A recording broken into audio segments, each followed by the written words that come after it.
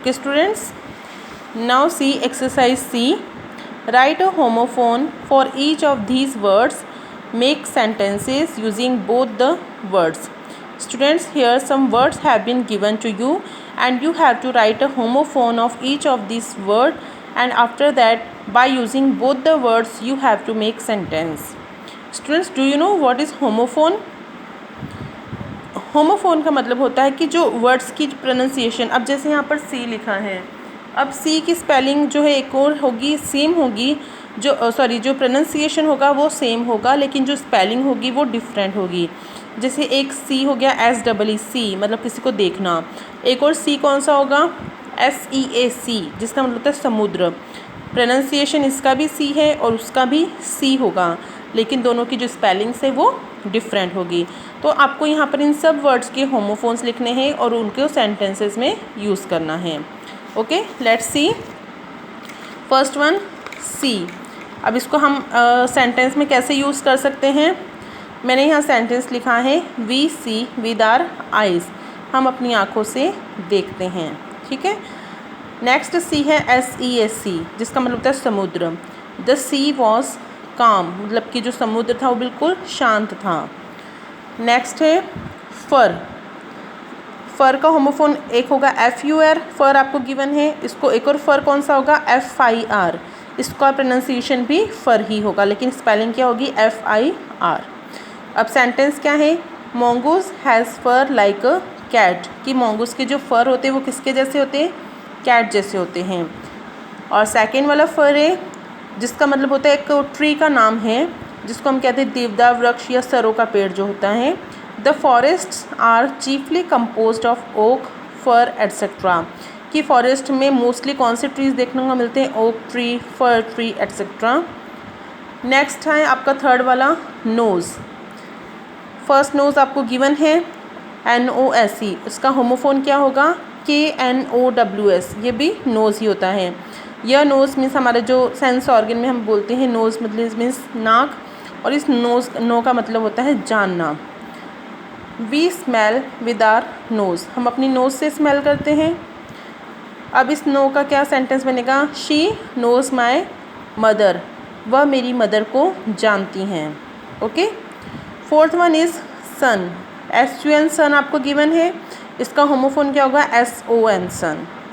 First one है the sun rises in the east, second है my son is a doctor. Okay. After that fifth word is tail. Tail आपको given है TAIL, और एक tell कौन सा होगा, TALE मीन्स स्टोरी, और इसका मतलब होता है पूंछ। तो mongoose can fluff up his tail, कि मोंगूस जो है अपनी टेल को फ्लफ अप फुला सकता है, और इस टेल का मतलब है कहानी, story.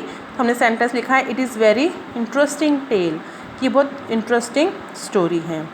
Okay students, after that exercise D, rewrite these sentences in the present tense.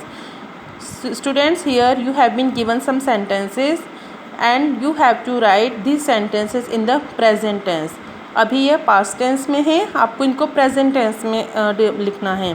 Students, we have recently discussed simple present tense in our English language, so that rules you have to follow here.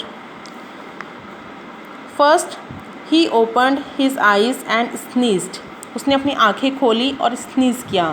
अब यहाँ पर subject देखो कौन सा है, ही, तो open main verb क्या हो जाएगा, opens. He opens his eyes and sneezes. तो यहाँ पर सिंपल प्रेजेंट टेंस में आपको चेंज करना है, सब्जेक्ट के साथ वर्ब में क्या लग जाएगा, एस और ES। He opens his eyes and sneezes. Second, when he revived, he was lying in the hot sun on the middle of a garden path. He was lying in the hot sun on the middle of a garden path.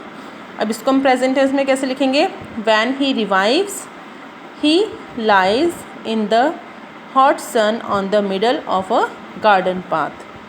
Okay. Third, he looked at the cotton wool, decided that it was not good to eat and ran around the table.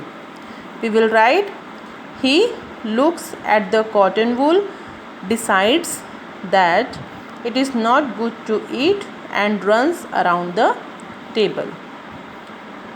Fourth, his eyes and the end of his restless nose were pink.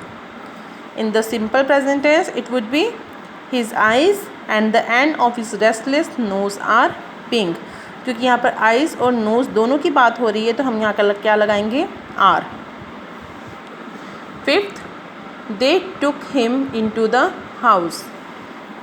Simple present tense would be they take him into the house. क्योंकि यहाँ पर plural subject है तो verb as it is first form में रहेगा. took का क्या हो जाएगा, take. they take him into the house. Okay students, I hope question answers and both the exercises are clear to you. Okay students, thank you, bye bye, take care.